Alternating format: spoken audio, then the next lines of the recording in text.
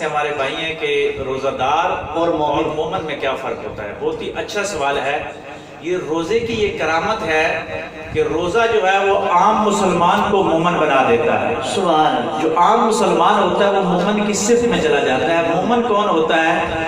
مومن سے ولی بنتا ہے، اور مومن کی جو باقی نشانیوں میں سے ایک نشانی یہ ہے کہ وہ کم کھاتا ہے، کم بولتا ہے اور کم سوتا ہے۔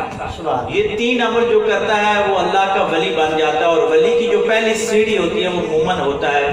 ولی بنتا ہی وہی ہے جو مومن ہوتا ہے۔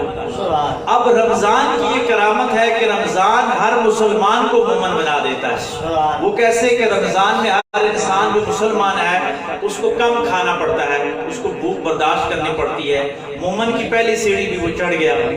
اب کم سونا پڑتا ہے اسے، کیونکہ سحری کے ٹائم اس نے اٹھنا ہے، رات کو صلاۃ التراویح میں اس نے وقت گزارنا ہے۔ اب اس کی نیند کا جو ٹائم ہے وہ پورا نہیں ہو رہا، وہ کم سوتا ہے۔ اب مومن کی دوسری سیڑھی پہ بھی وہ چڑھ گیا ہے، اور تیسری وہ کم بولتا ہے۔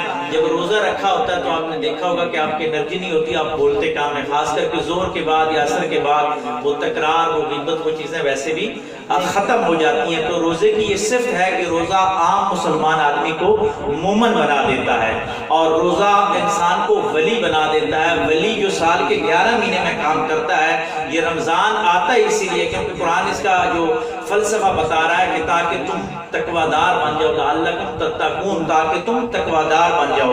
تو متقی اور مومن وہی لوگ ہوتے ہیں جو ان صفات پہ، ان خصوصیات پہ عمل کرتے ہیں۔ تو روزہ مومن بنانے ہی آتا ہے۔ حقیقت میں جو روزہ دار ہوتا ہے وہی مومن ہوتا ہے، اگر وہ سال کے 11 مہینے بھی ایسی زندگی گزارے۔ ماشاءاللہ۔ ناظرین کرام، یقیناً